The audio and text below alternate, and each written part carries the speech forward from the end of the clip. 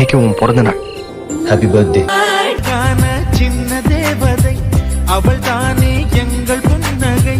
நாள்தோறும் இங்கு பண்டிகை, நம் வானில் வான வேடிக்கை. இது போல சொந்தம் தந்ததா இறைவாவா நன்றி சொல்கிறோம். உனக்கேதும் சோகம் தோன்றினா இங்கே வா இன்பம் தருகிறோம். சரவெடி போல் சேர்ந்து நாம் சிரிக்கலாம், அதிரடியாய் வாழ்ந்துதான் காட்டலாம்.